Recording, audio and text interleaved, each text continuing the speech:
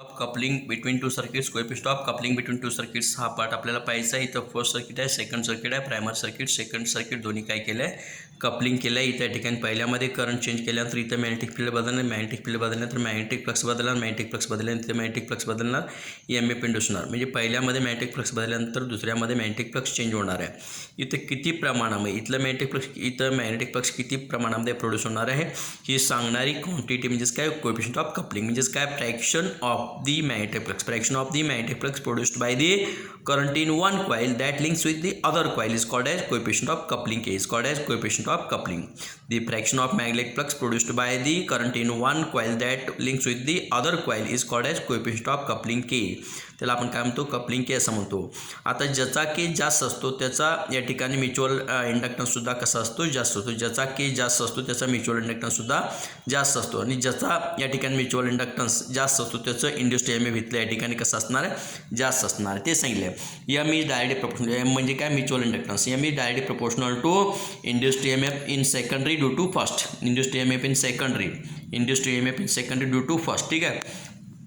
आता परत ही जे इंड्यूस्ड EMF, हे इंड्यूस्ड EMF कशावर आहे, इथलं इंड्यूस्ड EMF कशावर आहे, इथल्या टर्न्सवर. इथं नंबर ऑफ टर्न्स किती आहेत आणि इथलं मॅग्नेटिक फ्लक्स किती आहे, हे इथलं फ्लक्स ∅1, इथलं या ठिकाणी इथलं नंबर ऑफ टर्न्स किती, N2, हे N1 हे N2, इथलं फ्लक्स ∅1 इथलं फ्लक्स ∅2. म्हणजे इथं या ठिकाणी इंड्यूस्ड EMF कशावर, इथल्या फ्लक्सवर नसणार आणि इथल्या नंबर ऑफ टर्न्सवर म्हणजे N2वर असणार आहे आणि ∅1वर अवलंबून असणार आहे. म्हणजे E2 induced EMF in secondary due to first is directly proportional to N2 and is directly proportional to ∅1. आपल्याला माहिती आहे ∅1 is directly proportional to N1. म्हणजेच काय, ∅ is equal to K times N1. ∅1 is equal to K times L1.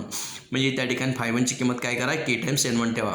म्हणजे E21 is directly proportional to N2 into K into N1. म्हणजेच काय, E21 directly proportional to K times N1 N2. इथं हा proportionality constant, हा काय, proportionality constant. आता परत आपल्याला या ठिकाणी काय सांगता येईल, बाई L is directly proportional to N2. L is directly proportional self inductance. L is directly proportional to N2. इथे L1 घेतला तरी N1 येणार, L2 घेतला तरी N2 येणार आणि दोन्हीचं मल्टिप्लिकेशन घेतला तरी L1 L2 आणि इथं directly proportional to N1² N2² येणार.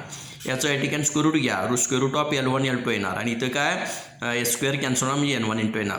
आता या ठिकाणी square root of L1 L2 is equal to K times N1 N2 येणार. K टाइम्स N1, कशाची किंमत, K टाइम्स N1 N2 ची किंमत square root of L1 L2. इथं बघा K टाइम्स N1 N2 इथं काय येणार आहे, या ठिकाणी square root of L1 L2 येणार. म्हणजे E21 is directly proportional to square root of L1 L2.